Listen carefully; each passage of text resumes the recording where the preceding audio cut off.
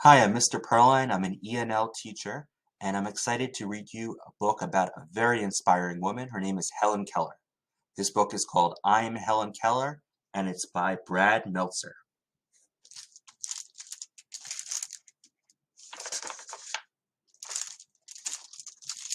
I am Helen Keller.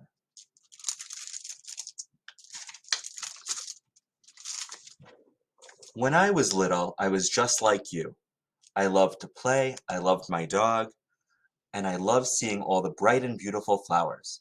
I also loved copying people. At 6 months old, I could already say, Howdy, howdy yourself. How did she do that? What can I say? There's no stopping her. On the day I turned one, I started walking. Oh, and there was another word I always loved. Wah, wah, here's your water. Just like any other kid, right? But there's one thing that made me different. When I was 19 months old, I got very sick.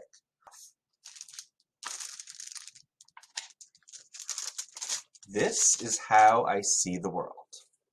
Close your eyes and block your ears. I couldn't see anything or hear anything. That's right, nothing. I know that it seems scary. It was scary for me too. Back then, people didn't know how to deal with someone who was deaf and blind. My relatives thought I was a monster. They were right I wasn't well behaved. I was extremely frustrated. In my dark world, I couldn't tell if anyone noticed me or cared about me. I couldn't see or hear anything I was doing. But by the time I was 5, I figured out small ways to communicate. To say yes, I nodded my head. For no, I shook it from side to side. To say father, I motioned to put on his glasses. For mother, I rested my hands on my face. For my baby sister, I did this. And when I'd shiver like I was cold, it really meant, Helen wants ice cream. But even with those signs, I couldn't get my dog Belle to play with me. I didn't know how to speak, so I couldn't call her. I just wanted to play with my dog. The saddest part was I got used to a dark and silent world. People told my parents to give up on me, that I'd never be good at anything. They didn't listen, though. After reading about another blind and deaf girl, my parents found something they hadn't since I'd gotten sick. Hope. We all do. Everyone needs a teacher. Still, I had no idea what the world was about to bring me.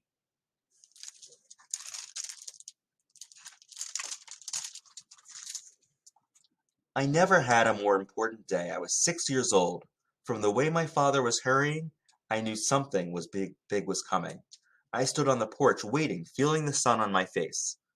Someone approached. I could feel footsteps. I reached out, thinking it was my mother. She pulled me into her arms.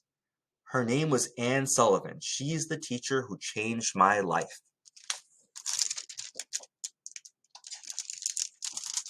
In one of her first lessons, she gave me a toy doll. After letting me play with it, she spelled the word doll into the palm of my hands. I could feel them, but I didn't know what letters or words were, or how they worked.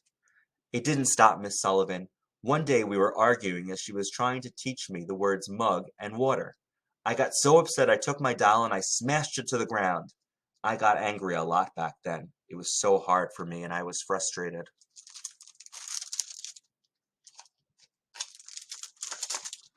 Never losing her patience, my teacher took me outside. At a nearby spout, she put my hand under the running water. In my other hand, she spelled the word W-A-T and again. Water. You understand, don't you? You understand. I understood. From there, I realized that everything had a name. Every object I touched seemed to burst to life. And now, when I wrote words in my teacher's hand, I had someone who could understand me. When you're learning something new, it's often hard. I started with words. My vocabulary grew fast.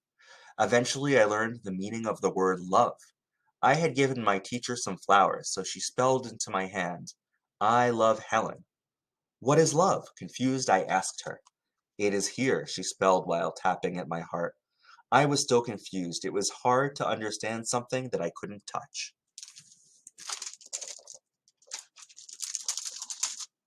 It made no sense. Why couldn't my teacher show me love? But then she explained, you can't touch clouds, but you can feel and know how happy flowers are to get water.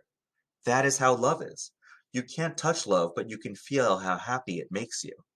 There in that moment, my whole world changed. It was as if there were invisible lines that stretched between me and everyone else in my life.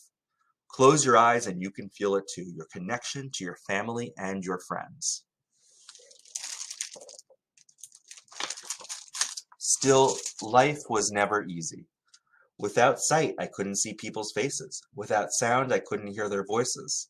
But one of my greatest breakthroughs came when I learned to do what you're doing right now, reading. To practice, I'd match each word and its object and make sentences. This was my favorite game. We played it for hours. See if you can find the sentence, girl is in the wardrobe.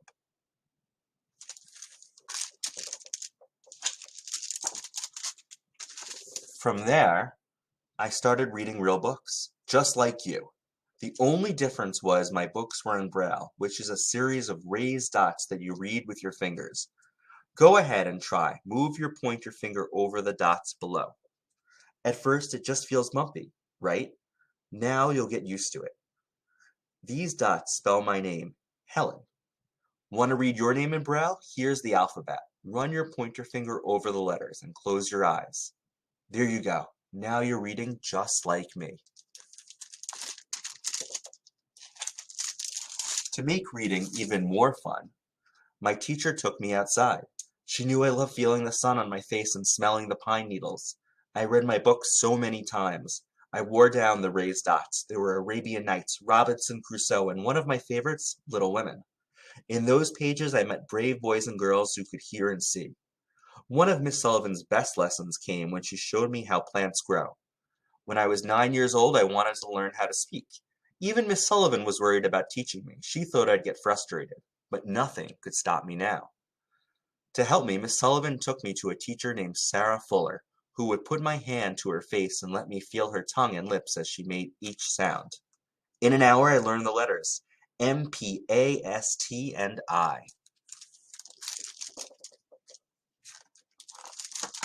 Now I could call my dog, and she'd come to me. At my 7th lesson, I spoke this sentence, the one sentence that I'd repeat over and over. I am not dumb now. As I grew older, I didn't just learn to speak English. I learned French and German. For college, I wanted to go to Radcliffe at Harvard University. At Harvard, most of my books weren't available in Braille, so Miss Sullivan spelled out many of the textbooks in my hand. I became the first deaf and blind person to earn a college degree. I wouldn't be the last. As I grew older, I wrote 14 books and I visited 39 countries. But the most important thing I did was to make sure that other people with disabilities could get the same education I had. That was only the beginning. I didn't just help the deaf and blind. I started fighting for social change, to help women vote, to help the poor survive, and to help people who needed it most. Today, the American Foundation for the Blind and Helen Keller International continue to help the blind and hungry. In my life, they said I was different. They said I'd never be normal, but the truth is there's no such thing as a normal life. Every one of us is like a flower that must be watered. Every one of us is full of potential, and every one of us can overcome obstacles. Look at me, hear my words. I may not be able to see, but I have a vision. I may not be able to hear, but I have a voice.